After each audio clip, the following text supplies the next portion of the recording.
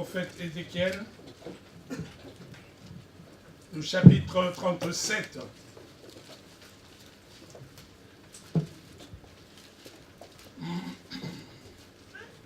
Ézéchiel, chapitre 37. Commence au verset 1. Tout le monde est prêt? La main de l'Éternel fut sur moi. Et l'Éternel me transporta par son esprit et me déposa dans le milieu d'une vallée remplie d'ossements. Il me fit plutôt passer auprès d'eux, tout autour, et voici, ils étaient fort nombreux à la surface de la vallée, et ils étaient complètement secs. Il me dit, Fils de l'homme, ces eaux pourront-ils revivre? Je répondis, Seigneur éternel, tu le sais. Il me dit, prophétise sur ces eaux et dis-leur, ossements desséchés, écoutez la parole de l'Éternel. Ainsi parle le Seigneur, l'Éternel à ses eaux. Voici, je vais faire entrer en vous un esprit et vous vivrez. Je vous donnerai des nerfs, je ferai croître sur vous de la chair, je vous couvrirai de peau, je mettrai en vous un esprit et vous vivrez. Et vous saurez que je suis l'Éternel. Je prophétisais selon l'ordre que j'avais reçu, et comme je prophétisais, il eut un bruit. Et voici, il se fit un mouvement. Et les eaux s'approchèrent les uns des autres. Je regardais et voici, il leur vint des nerfs, la chair crue, et la peau les couvrit par-dessus. Mais il n'y avait point en eux d'esprit. Il me dit, prophétise et parle à l'esprit. Prophétise, fils de l'homme, et dis à l'Éternel. Ainsi parle le Seigneur, l'Éternel. Esprit, viens des quatre vents, souffle sur ces morts, et qu'ils revivent. Je prophétisais selon l'ordre qu'il m'avait donné, et l'esprit entra en eux, et ils reprirent vie. Et ils se terrent sur leurs pieds. C'était une armée nombreuse, très nombreuse. Il me dit, fils de l'homme, ces eaux, c'est toute la maison d'Israël. Voici, ils disent, nos eaux sont desséchées, notre espérance est détruite, nous sommes perdus. Prophétise donc et dis-leur, ainsi parle le Seigneur l'Éternel. Voici, j'ouvrirai vos sépulcres, je vous ferai sortir de vos sépulcres, ô mon peuple, et je vous ramènerai dans le pays d'Israël, et vous saurez que je suis l'Éternel. Lorsque j'ouvrirai vos sépulcres, et que je vous ferai sortir de vos sépulcres, ô mon peuple, je mettrai mon esprit en vous, et vous vivrez. Je vous rétablirai dans votre pays, et vous saurez que moi, l'Éternel, j'ai parlé et agi. Amen. Amen. Tendre Père, nous avons prié, Seigneur, pour ta parole. Mais Père, dispose nos cœurs en ce moment, Père. Nous voulons que tu nous fasses comprendre ta parole. Seigneur, ta parole, elle est puissante. Elle ne revient pas à toi sans faire son effet. Et nous voulons vivre cela aujourd'hui encore, Seigneur. Dans le nom de Jésus. Amen. Amen. Amen. Amen. je souhaiterais parler à une personne ce matin. À une personne. C'est lui qui me donnera ses oreilles. C'est lui qui donnera l'attention à cette parole. Est-ce qu'il y a quelqu'un, une personne qui est dans cette salle, Amen, qui veut écouter cette parole? Amen. Amen. Amen. Alors, ceux qui ont dit Amen, c'est ceux qui vont écouter cette parole. Et je veux te dire, mon bien-aimé dans le Seigneur, le fait de dire Amen, c'est que tu as mis foi déjà à cette parole. Alléluia. Amen. Et cette parole va s'accomplir ce matin dans ta vie. Amen. Toi qui n'as pas dit Amen, c'est que tu n'as pas foi. Alléluia. Amen. Tu n'as pas foi. Et dommage pour toi, pour cette parole. Alléluia. Amen. Parce que quand mon frère, ce matin, il était en train de présider, il a parlé de la foi. Il n'arrêtait pas de parler de la foi. Il a toujours parlé de la foi. Il est venu ici, il a parlé 3 fois de la foi. Je dis, oh Seigneur, tu es le même, hier, aujourd'hui, éternellement. Alléluia. Amen. Aujourd'hui, je veux te parler de ce Dieu-là. Le Dieu d'Ézéchiel, qui est ton Dieu aussi. Bien-aimé dans le Seigneur, ce Dieu-là est puissant. Sa parole, elle est puissante. Vous savez, si je me tiens devant vous comme ça, je me tiens debout devant vous, c'est pas parce que je suis costaud. C'est pas parce que je suis grand. C'est la grâce de Dieu. Amen. Amen. Amen. C'est la grâce de Dieu. Et de ce que j'étais autrefois, de venir aujourd'hui être devant vous, c'est un miracle de Dieu. Et il y a 3 jours, c'est pourquoi j'en parle. Il y a 3 jours, un copain, un ami d'enfance qui est en Afrique, il appelle. Ah, comment, bien. Ah, mais toujours dans le Seigneur, je suis toujours dans le Seigneur. Il dit, mais est-ce que toi tu sais que le fait d'être dans le Seigneur, toi, c'est un miracle de Dieu? J'ai dit Amen. De la bouche d'un païen, je dis Amen. Et le thème d'aujourd'hui, c'est prophétise sur ta vie. Alléluia. Amen. La Bible nous dit ici, Dieu a dit, fils de l'homme, prophétise. Amen. Amen. Et ce matin, Dieu te dit, ma fille, prophétise. Nous devons prophétiser sur nos vies. Et quand nous lisons ce texte, bien-aimé, c'est un texte où on voit Ézéchiel avec pas mal d'autres peuples israélites. Ils étaient déportés en Babylone. Ils sont partis en exil. Et de là où ils étaient, ils se sont dit, notre Dieu nous a abandonnés. Est-ce que notre Dieu est toujours là? Est-ce que Dieu nous voit? Alléluia. Parce qu'ils étaient presque perdus. Et c'est pourquoi Dieu a pris Ézéchiel. Il l'a mené par une vision. Et là, il commence. La main de l'Éternel fut sur moi. Et l'Éternel me transporta par son esprit. Bien-aimés, on va être attentif à chaque verset et nous allons comprendre pourquoi.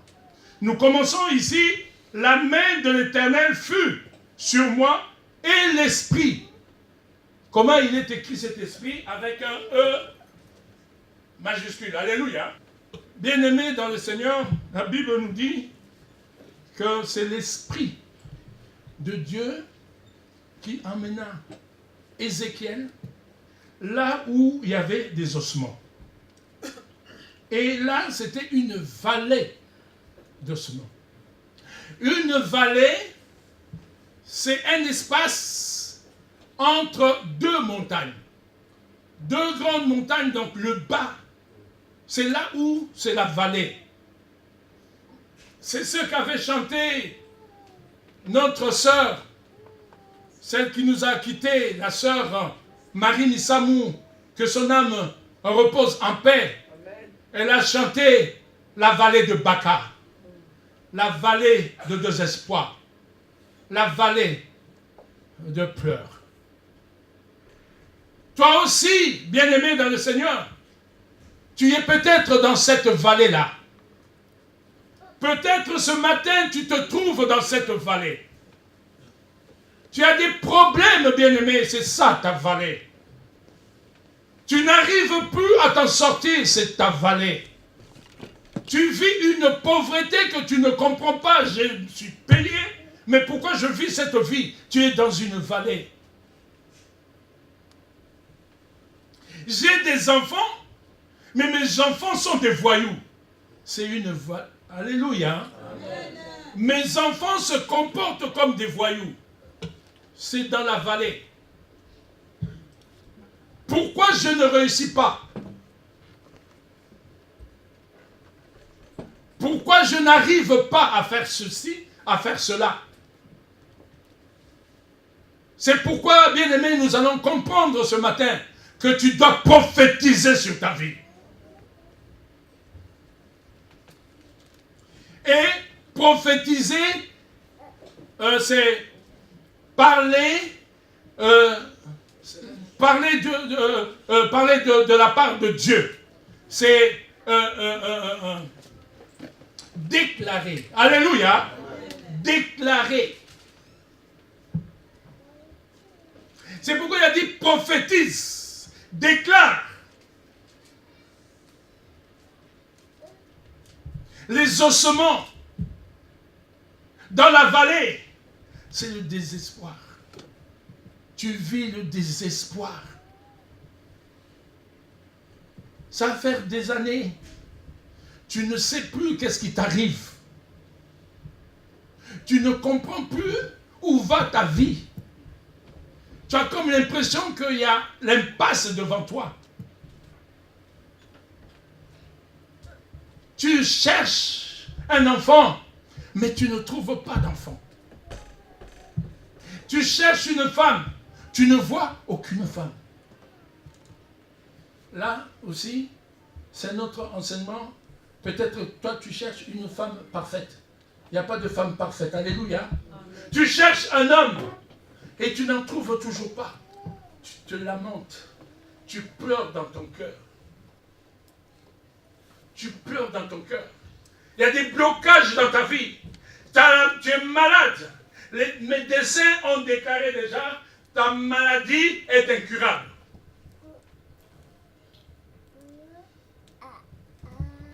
Mais ce matin, bien-aimé dans le Seigneur, je vais te révéler un secret. Alléluia. Amen. Ce que l'homme dit, ce n'est pas ce que Dieu veut. Amen. Ce que l'homme dit, bien-aimé dans le Seigneur, je veux nous dire quelque chose. Nos bouches là, qui est un instrument pour proclamer les bonnes choses, cette bouche nous condamne nous-mêmes. Nous nous condamnons nous-mêmes avec notre bouche, bien-aimée. Quand tu dis, moi, c'est que l'échec sur échec, est-ce que tu prophétises le bien dans ta vie? Alléluia. Est-ce qu'il y a quelqu'un dans la salle? Amen. Je ne sais pas si je réussirai dans ma vie. Est-ce que tu as prophétisé quelque chose de bon? Non. Alléluia. Amen. Moi, ma vie, elle est foutue.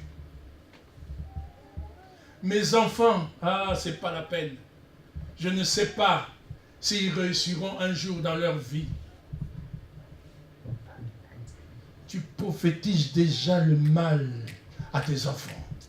Tu déclares le mal à tes enfants. Parce que notre parole, elle est créatrice. Amen. Dans Genèse, chapitre 2, je crois, chapitre 1, 2, 1. Chapitre 1, bien. Genèse chapitre 1, la Bible nous dit, au commencement, Dieu créa les cieux et la terre. La terre était informe et vide.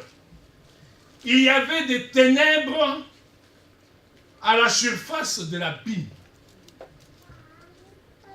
Et l'Esprit de Dieu se mouvait au-dessus des eaux.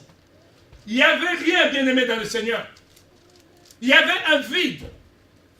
Mais quand Dieu a ouvert sa bouche et a déclaré que la lumière soit, et la lumière fut. Amen. Il n'a pas déclaré la négativité pour le monde.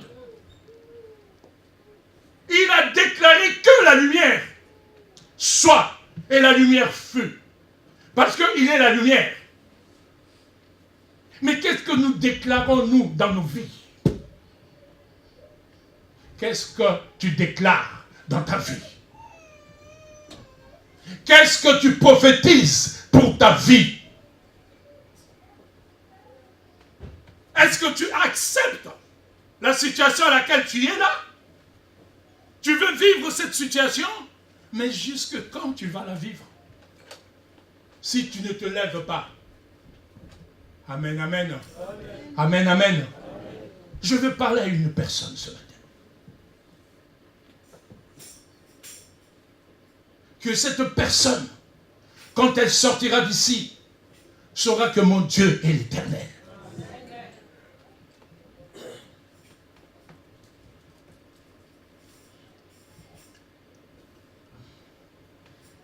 La parole, elle est puissante. Et c'est cette parole, comme on a vu, a créé le monde. A créé toutes choses.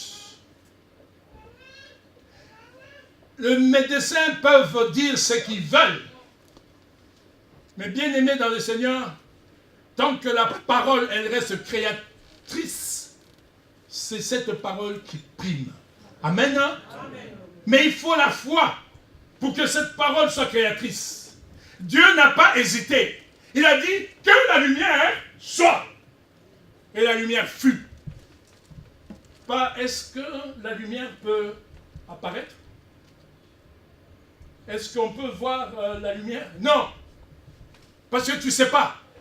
Tu joues à un jeu, si ça marche, gloire à Dieu. Si ça ne marche pas, bon. Là, tu changes de langage. Mais il a dit que la lumière soit. Et la lumière fut. Tu commences à déclarer ce que le médecin a dit sur ta diabète, sur ton hypertension, sur ton cancer, sur je ne sais pas quoi, que ma maladie, est-ce que c'est ta maladie? Est-ce que tu es né avec?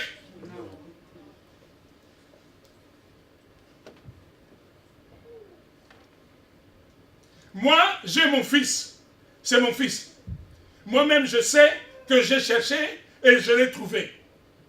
Amen. Quand je vais chercher, j'ai une voiture, je sais que j'ai payé, je vais chercher. Mais cette maladie, est-ce que moi j'ai payé? Et pourquoi je veux dire que c'est ma maladie? Pourquoi tu prophétises que cette maladie-là, elle est à toi?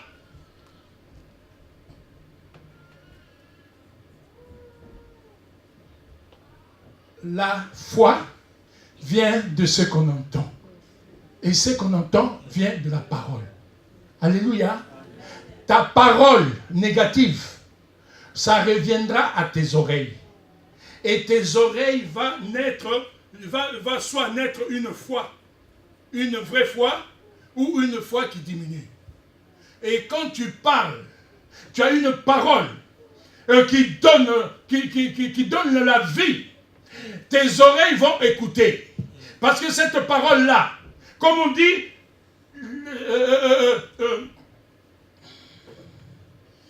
la foi vient de ce qu'on entend. Cette parole-là, tu l'entends. Alléluia. La déclaration que tu fais pour ta vie, tu l'entends. Alléluia. C'est pourquoi, bien aimé, il ne faut pas avoir honte. Déclare quand tu es à la maison, tu déclares fort. Ma vie, elle est bien. Amen. Amen. Mes enfants sont bien. Mes enfants sont réussis. Amen. Même si tu ne vois pas, c'est ça la foi. Alléluia. Amen. Mais qu'est-ce que toi tu déclares aux petits enfants?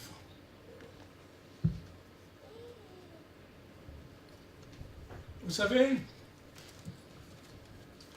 je veux parler de notre sœur qui a chanté ici. Notre sœur Céline, qui marque toujours Céline Miracle. Quand tu ne connais pas, tu vas dire que c'est de l'orgueil. Mais c'est lui qui sait. Pourquoi elle dit? C'est surtout cette personne qui va glorifier Dieu. Amen. Amen. Parce que quand cette sœur était à l'hôpital, toute l'église a prié. Que ce soit l'église de Motoban, que ce soit l'église de Carcassonne, que ce soit d'autres églises, tout le monde était en panique de prière pour notre sœur. Et le jour où je suis allé voir notre sœur, parce que j'avais des contrôles à faire, et comme c'était le même hôpital, un moment je suis descendu pour la rendre visite. Je vais rendre visite à notre sœur. Le médecin était là.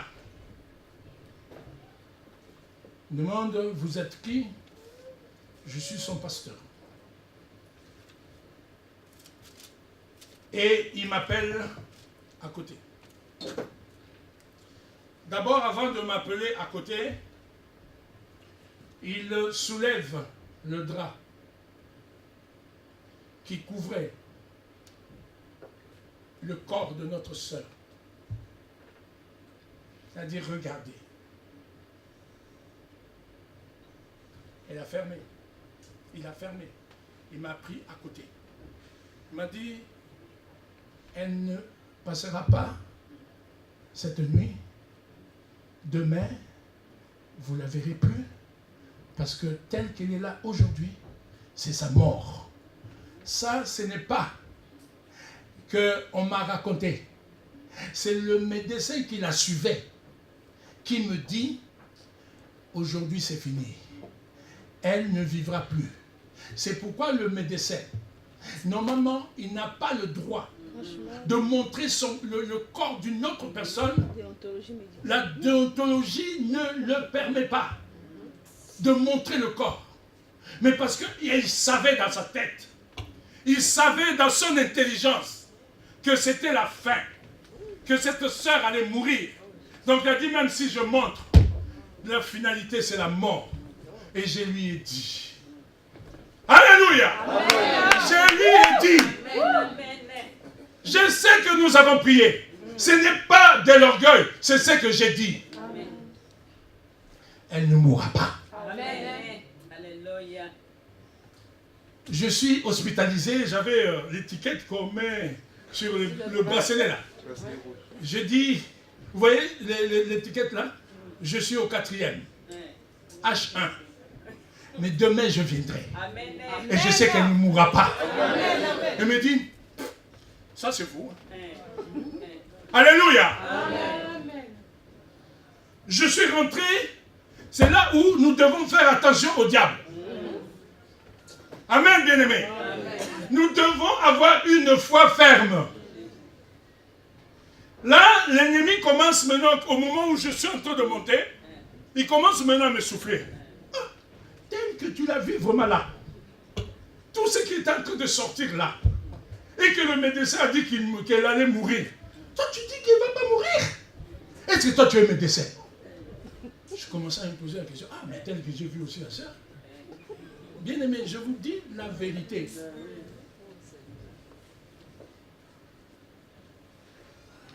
Cette histoire C'est hier qu'elle a su. Amen. Parce que je lui ai dit que j'allais témoigner. C'est comme j'allais parler de corps. Il fallait qu'elle-même donne l'aval. Amen. Amen. Et donc je montais. J'ai dit, ah, les médecins disent une chose. Et nous, notre Dieu aussi, dit une autre chose. Le matin, vers 11h, j'arrive, mais il me suit encore. Il me suit encore. Parce que quand je suis allé frapper, je viens pour une autre fille qui est Céline.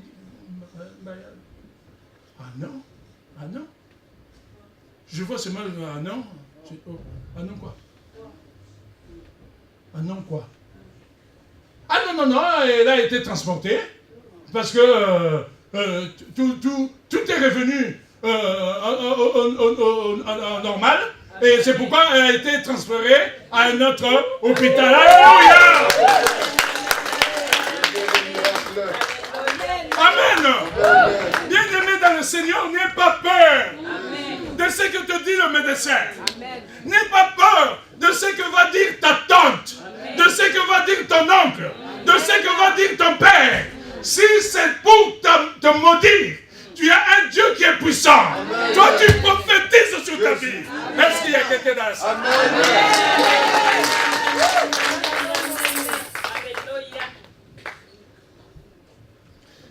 Bien-aimé dans le Seigneur, vous savez, il y a une sœur qui est...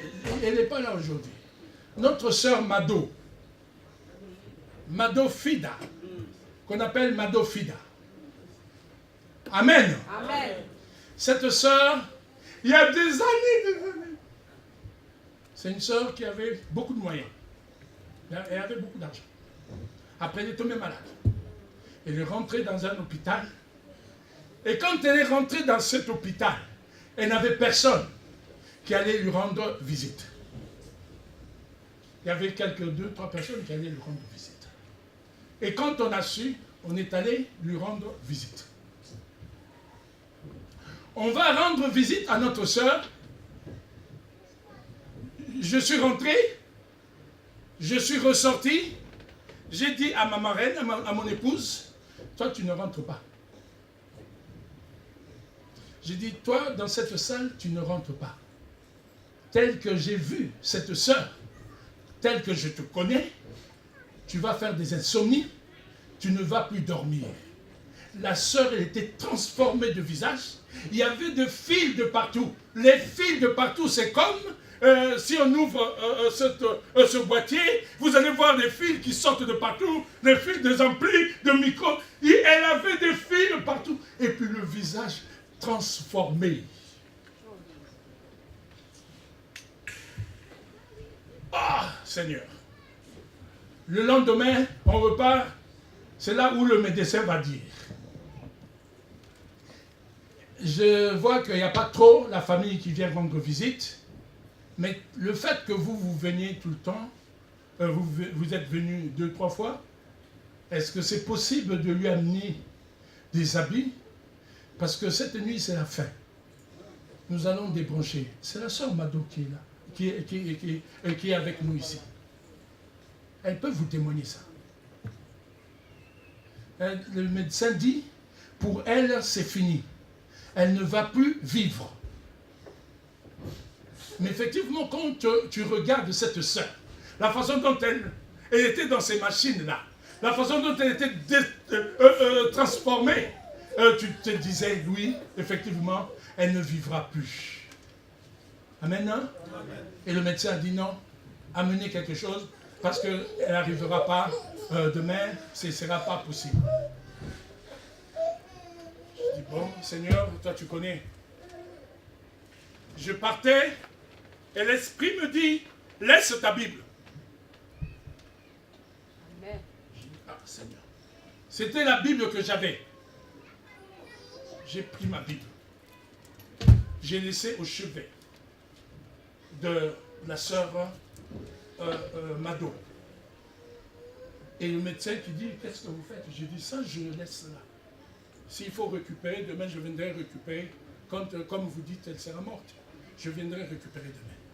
Mais je sais une chose, que son Dieu ne va pas la laisser partir comme ça. Amen. Alléluia. Amen. Amen. Amen. Nous avons un Dieu puissant, bien-aimé. C'est nous qui avons peur. Nous avons peur de prophétiser les bonnes choses. Nous voyons que le mal, nous faisons pousser le mal. Si on prend ce tableau, bien-aimé, ce tableau, je prends un stylo, je mets juste un point noir ici. Quand on me demande, qu'est-ce que vous voyez sur ce tableau? Vous allez me dire, on voit un point noir. Et pourtant, regardez ce qui est grand là. Mais vous allez seulement chercher le point noir là. Là où il y a le négatif. Dieu t'aime, mon bien-aimé. Amen. Et il veut que tu prophétises sur ta vie. Que tu prophétises sur tes enfants. Arrêtez de parler de vos enfants comme vous parlez aujourd'hui. Notre bouche doit sortir de bonnes choses. Notre bouche doit bénir.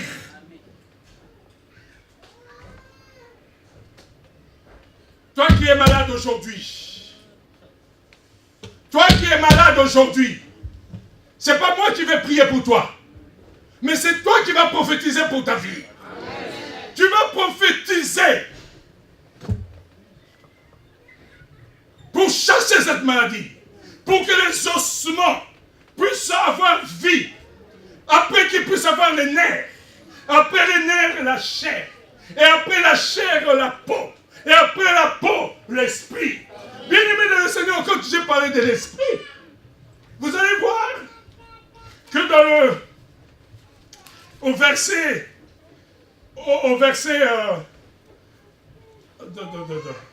verset 6, il dit, je vous donnerai des nerfs, je ferai croître sur vous de la chair, je vous couvrirai de peau, je mettrai à vous un esprit. Regardez maintenant comment il est écrit l'esprit ici. Amen.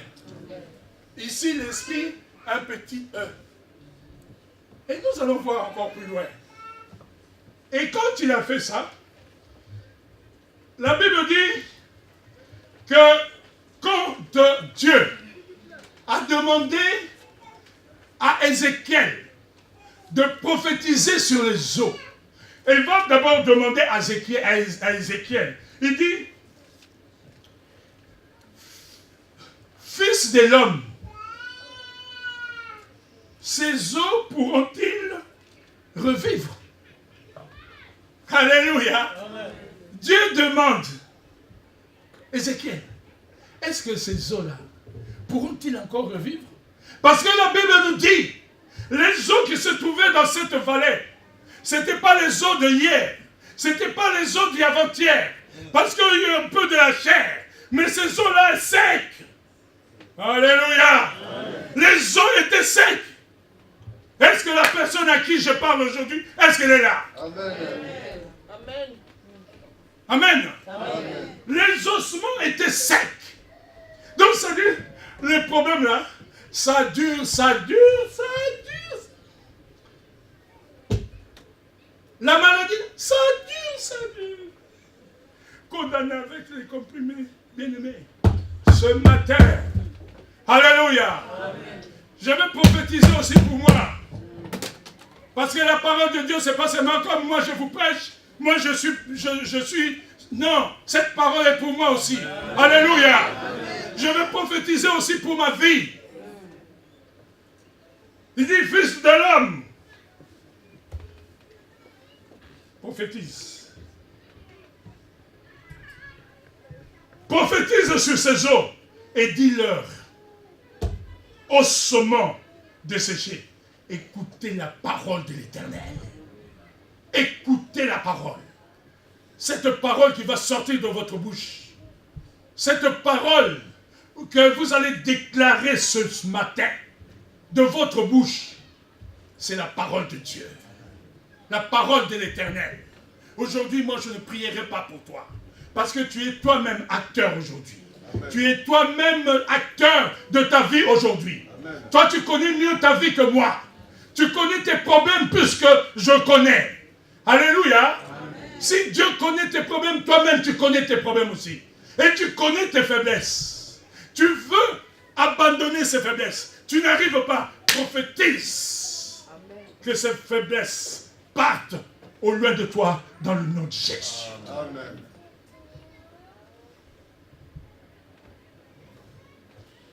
Il me dit, prophétise sur ces eaux et dis-leur ossements desséchés, écoutez la parole de l'Éternel. Ainsi parle le Seigneur, l'Éternel à ces eaux, voici je vais faire entrer en vous un esprit et vous vivrez. Un esprit, encore, petit e, je vais entrer en vous un esprit et vous vivrez. Et vous saurez que je suis l'Éternel. Je prophétisais, écoutez maintenant Ézéchiel, je prophétisais selon l'ordre que j'avais reçu. Alléluia. Bien-aimé dans le Seigneur, Ézéchiel, il sait que ce Dieu-là est puissant. Amen.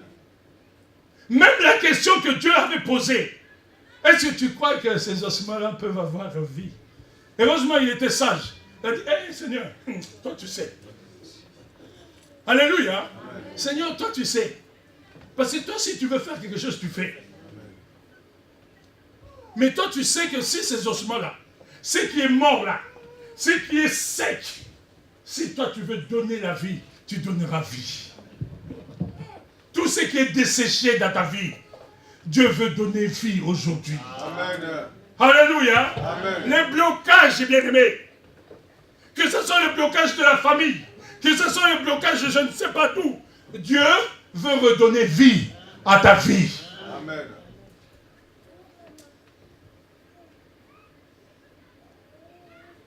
Il va dire, et écoutez bien, Ézéchiel, ce qu'il a fait en premier, il a obéi. L'obéissance vaut mieux que... Amen. Comme disait mon frère, tu peux venir dormir ici 1 semaine, 1 mois, 2 ans, si tu n'as pas la foi, si tu n'es pas obéissant. Libungutu. 0. Dis. Ah. Je croyais que tu allais dire ça. Donc, nous avons ce privilège-là, bien-aimé. Ce privilège. Qu'avec la parole qui peut sortir de notre bouche, que cette parole-là donne vie. Même aux gens qui sont dehors. C'est notre parole, nous sommes enfants de Dieu. Et je vais anticiper. Je vais rentrer là où il dit, au verset 9, il me dit prophétise et parle à l'esprit. Maintenant, Dieu dit à Ézéchiel, frère, mets ça. C'est pas la même chose. Parce que quand tu as dit, parle à l'esprit, vous allez comprendre. Prophétise à l'adresse. Ah, d'accord, j'ai compris. C'est bon, ouais. À l'adresse de l'esprit. Prophétise et dis à l'esprit. Alléluia. Dis à l'esprit. Voici ce que déclare le Seigneur, l'Éternel. Esprit, viens des 4 coins du ciel et souffle sur tous ces morts pour qu'ils reviennent. Toi qui viens, esprit maintenant de Dieu. Alléluia. C'est lui qui vient de 4 coins de la terre. Regardez, le 4 coins de la terre. Le nord, le sud, l'est et l'ouest. Et celui qui est ici, c'était l'esprit. C'était Dieu. Alléluia. Amen. Et l'esprit, c'est Dieu. Amen. Amen. Elle dit, Dieu souffle. Donc l'esprit de 4 vents, esprit de 4 vents, l'esprit là où elle a dit, tout est accompli. Il a dit maintenant souffle. Souffle. Les 4 vents soufflent sur ces morts et qu'ils reviennent en vie. Amen. C'est le Saint-Esprit bien-aimé. C'est pourquoi Jésus avait dit, il est avantageux pour vous que je m'en aille, pour que vous puissiez avoir un consolateur, vous puissiez avoir le Saint-Esprit. Parce que le Saint-Esprit, c'est lui qui fait toutes choses. Et quand on reçoit le Seigneur, nous avons le Saint-Esprit qui vient habiter en nous. Alléluia. C'est pourquoi, bien aimé dans le Seigneur, quand il y a eu les nerfs, quand il y a eu la chair, quand il y a eu la peau, et quand il y a eu l'esprit que tout le monde a, comme les païens, mais ils n'avaient pas la vie. Est-ce qu'il y a quelqu'un qui écoute? Amen. Ils avaient tout ça, mais ils n'avaient pas la vie. Parce que nous avons la vie en Seigneur, en Jésus-Christ. Amen. Amen. Notre espérance, c'est en Jésus-Christ.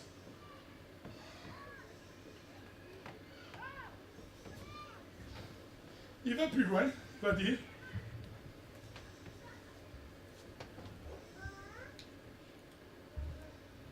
Je prophétise, 10. Je prophétise selon l'ordre qui m'avait été donné. Toujours l'obéissance. Obéissance, bien-aimé. Vous savez, je vais te dire une chose. Même quand nous sommes à l'église, si le pasteur, un ancien, te dit quelque chose, même si cette chose-là te fait mal, tu obéis d'abord. Alléluia. Amen. Tu viens le voir après, tu dis, pasteur, mon frère et tout. Là, par exemple, mais tu as d'abord obéi. Alléluia. Parce que Dieu regarde à ton obéissance. Il regarde le cœur qui obéit. Parce que s'il avait dit à Abraham, quand tu vas aller là-bas, je vais mettre 2 moutons, et toi tu choisiras le mouton que tu veux pour mettre sur l'autel. Mais Abraham, il allait partir en sifflant. Mais Abraham, quand il partait, et de loin il a vu, et son fils a vu qu'il n'y avait pas l'animal. Il a compris. Alléluia. Amen. Il a compris. Et il a mis foi. Et qu'est-ce qu'il a fait? Il a obéi. Et pourtant, personne, je dis personne ici, nous sommes là, donnera son fils en sacrifice. Hein? Si le pasteur Henri décide aujourd'hui, dit bon, t'as tout, tu amènes ton fils là, on va le, peu importe, on va l'amener ici, on va le sacrifier. Je suis sûr, demain, vous ne verrez plus Tatou. Et la première personne qui va partir, c'est maman. Elle va dire seulement, il va taper le frère derrière. Je pars d'ici. Mais il avait la foi. Mettons d'abord la foi. Obéissons. Alléluia. Amen. Il a dit, il ne nous abandonnera pas. Il est avec nous. Donc il ne peut pas vouloir que nous nous fassions du mal. Il ne peut pas nous faire du mal. Nous allons traverser de moments difficiles, certes, mais c'est pour que nous montons les escaliers. C'est ça les épreuves. Pour que nous montions les escaliers. Donc dans 10, il dit, je prophétiserai selon l'ordre qui m'avait été donné, et l'Esprit entra en eux. Alléluia. Amen. Ah. Et l'Esprit, c'est un grand E. Et l'Esprit entra en eux et ils reprirent vie.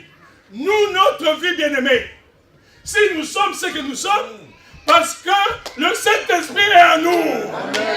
Est-ce qu'il y a quelqu'un dans la salle? C'est pourquoi Paul disait, ce n'est plus moi qui vis, Mais c'est le plus